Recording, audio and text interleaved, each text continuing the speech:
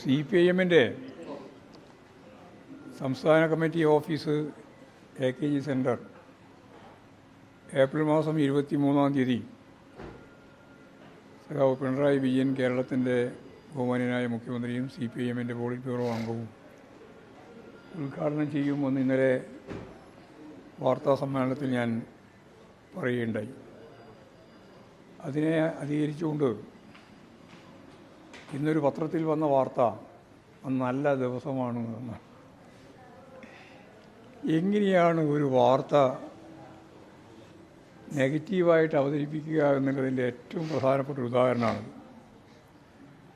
സഖാവ് പിണറായി വിജയൻ എന്ന കേരളത്തിലെ തിരക്കുള്ള ഒരു രാഷ്ട്രീയ നേതാവും മുഖ്യമന്ത്രിയും ഒരു തീയതി നൽകുന്നതിന് വേണ്ടി ഞങ്ങൾ 22, 23, 24 ഇതിൽ ഏതെങ്കിലും ഒരു ദിവസം എന്നാണ് പറഞ്ഞത്. അപ്പോൾ 2 ദിവസം റാലിയാണ്, 22-ാം തീയതി റാലിയാണ്, 24-ാം തീയതി റാലിയാണ്. അപ്പോൾ ആകെ ഒഴിവുള്ളൊരു ദിവസം 23-ാം തീയതിയാണ്. ആ 23-ാം തീയതി ആവാം എന്ന് ഞങ്ങൾ തീരുമാനിച്ചു.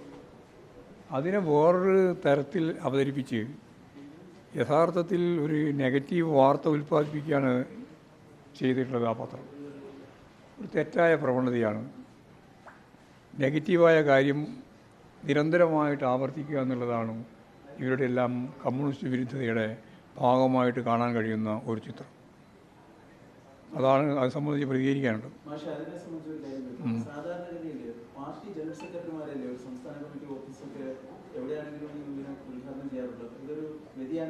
ഒരു വ്യതിയാനമില്ല. എന്ത് വ്യതിയാനം അതിന്?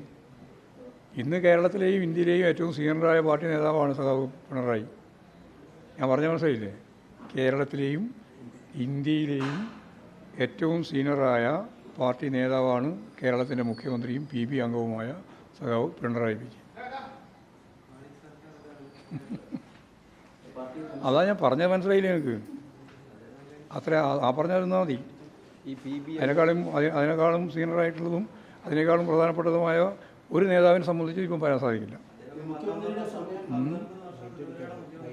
അത് മുഖ്യമന്ത്രിയുടെ ദൈർഘ്യം കൊണ്ടല്ലോ ഞാൻ പറഞ്ഞത്. ഞാൻ പാർട്ടിയാണ് പറഞ്ഞത്. നിങ്ങൾ കൂട്ടിനെ മുഖ്യമന്ത്രിനെ പറ്റി ആലോചിക്കുക. അടുത്ത നേതൃത്വത്തിലേക്ക് ഇപ്പോൾ നേതൃത്വത്തിലാണുള്ളത്. പിന്നെന്താ ഇനി വരാനുള്ള ഒരു കാര്യം എന്താ ഉള്ളത്? ഇപ്പം നേതൃത്വം ഇന്ത്യയിലെ ഏറ്റവും പ്രധാനപ്പെട്ട പാർട്ടി നേതൃത്വത്തിൻ്റെ ഭാഗമായിട്ടാണല്ലോ പിണറായിയുള്ളത്. മനസ്സിലായില്ല ഇതുവരെ? മനസ്സിലായില്ല. ധനമന്ത്രി അടക്കം കാണാൻ വരുന്നത്. അതൊന്നും ഞാൻ ഒരു അങ്ങനെ വലുതും ചെറുതൊന്നുമില്ല കേട്ടോ.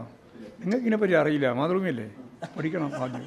സംഘടനാപരമായ ആ ചോദ്യം ചോദിക്കുമ്പോൾ ആദ്യം എന്ത് പറഞ്ഞാൽ ഇതിനെപ്പറ്റി ഒരു പഠനം നടത്തണം കേട്ടോ.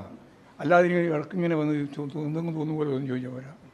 ചോദ്യം ഗൗരവമുള്ളതാവണം. പ്രത്യേകിച്ച് ഡൽഹിയിൽ ഈ ഡൽഹിയിലുള്ള പത്രപ്രവർത്തകരൊക്കെ നല്ല ഗൗരവമുള്ള ചോദ്യവും അതിന് കൃത്യമായ മറുപടിയും ഉണ്ടാവണം. യഥാർത്ഥത്തിൽ ആവശ്യമില്ലാതെ ചോദ്യം ചോദിക്കുക, എന്നിട്ട് ആവശ്യമില്ലാതെ ഉത്തരം പറയിപ്പിക്കുക. ഇതാണ് നിങ്ങളുടെ നിലപാട്. എന്നിട്ട് എങ്ങനെയാണ് അതിനെ നെഗറ്റീവ് ആക്കുക എന്നുള്ള കാര്യം ഗവേഷണം നടത്തുക. അങ്ങനെ മുതിരണ്ടാട്ടാ. ശരി. ഈ PB അംഗങ്ങൾക്കും പ്രായപരിധി ഇളവ് ഉണ്ടാകും എന്ന ചില വിവരങ്ങൾ വരുന്നുണ്ടല്ലോ. 7 അംഗങ്ങൾ ഒരുമിച്ച് ഒഴിയുന്ന സാഹചര്യത്തിൽ പല നേതാക്കളും ഒരു ആശങ്ക അറിയിച്ചതായി. ശരി, അത് ഗൗരവമുള്ളൊരു ചോദ്യമായതുകൊണ്ട് ഗൗരവമുള്ള ഉത്തരം പറയാം. ഇല്ല, PB അംഗങ്ങൾക്ക് പ്രായപരിധി ഇളവ് ഉണ്ടായേക്കില്ല. ഇല്ലാന്ന് മറുപടി വെറുതെ പറഞ്ഞുകൊണ്ടിരിക്കുക. കുഞ്ഞാലിക്കുട്ടി ഒരു കാര്യം പറഞ്ഞു. UDF അധികാരത്തിൽ വന്നു കഴിഞ്ഞാൽ ആശാ വർക്കർമാർക്ക് പിന്നെ എല്ലാവിധ സ്വർഗം തരുന്നു പറഞ്ഞോ? സ്വർഗമല്ല, പൈസ കൂട്ടി കൊടുക്കും. അത് ഞങ്ങളെ പ്രകടന പത്രികയിൽ ഉണ്ടാവും. അത് പ്രകടന പത്രിക വരട്ടെ എന്ന് പറഞ്ഞാൽ പണ്ടൊരു മലർപ്പൊടിക്കാരൻ്റെ സ്വപ്നമില്ലേ? ആ സ്വപ്നമായി കണ്ടാൽ മതി. പറഞ്ഞു അത് മനസ്സിലായില്ലേ? ആ കഥ മലർപ്പൊടിക്കാരൻ്റെ സ്വപ്നം മനസ്സിലായില്ലേ? അതുപോലെ കണ്ടാൽ മതി. കുഞ്ഞാലിക്കുട്ടി ഇപ്പോൾ സ്വപ്നം കണ്ടുകൊണ്ടിരിക്കുകയാണ്. കുഞ്ഞാലിക്കുട്ടി മാത്രമല്ല കണ്ടുകൊണ്ടിരിക്കുന്നത്. രമേശ് ചെന്നിത്തല സ്വപ്നം കാണുന്നുണ്ട്, അതുപോലെ തന്നെ സതീശൻ സ്വപ്നം കാണുന്നുണ്ട്, സുധാകരൻ സ്വപ്നം കാണുന്നുണ്ട്. ഇവരെല്ലാം സ്വപ്നം കണ്ടുകൊണ്ടിരിക്കുകയാണ്. ആ സ്വപ്നം അവിടെ കിടക്കുന്നു മാത്രമേ ഉള്ളൂ.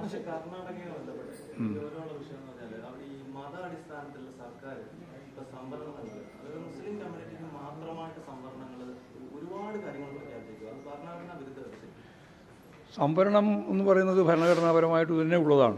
അത് ഏതൊക്കെ എങ്ങനെയൊക്കെ എന്നുള്ളതിനെപ്പറ്റിയൊന്നും എനിക്കതിന് വിശദാംശം അറിയില്ല. സംഘടനാപരമായിട്ട് മാത്രമല്ല, അത് രാഷ്ട്രീയമായിട്ടുള്ളതല്ല, ഭരണഘടനാപരമായിട്ട് തന്നെയാണ് സംവരണം ഏർപ്പെടുത്തിയിട്ടുള്ളത്. അതിൻ്റെ അപ്പുറത്ത് നിന്ന് കോടതിയൊന്നും അനുവദിക്കില്ലല്ലോ.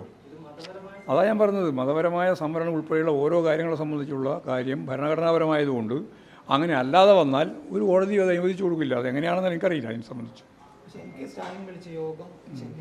നടന്നുകൊണ്ടിരിക്കുകയാണ്, പങ്കെടുക്കണം. അല്ല, അത് ഉറപ്പായ കാര്യമാണല്ലോ.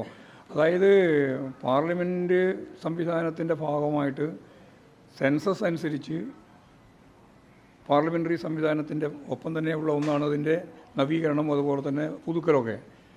ആ രീതിയിൽ കൃത്യമായിട്ട് കാര്യങ്ങൾ കൈകാര്യം ചെയ്തതിന് പകരം ദക്ഷിണേന്ത്യക്ക് അല്ലെങ്കിൽ അത് ഏത് സംസ്ഥാനത്തിനും വലിയ രീതിയിൽ പ്രത്യേകിച്ച് കുടുംബാസൂത്രണമൊക്കെ കൃത്യമായിട്ട് കൈകാര്യം ചെയ്ത് ജനസംഖ്യാ നിയന്ത്രണമൊക്കെ വരുത്തിയിട്ടുള്ള സംസ്ഥാനങ്ങൾക്ക് വിപരീതമാവുന്ന നിലത്തിൽ BJP താല്പര്യം അടിസ്ഥാനപ്പെടുത്തിക്കൊണ്ട് സംഘപരിവാർ വിഭാഗം ഇപ്പോൾ നടപ്പിലാക്കാൻ പോകുന്ന ഒരു പരിധി നിർണയമാണ്.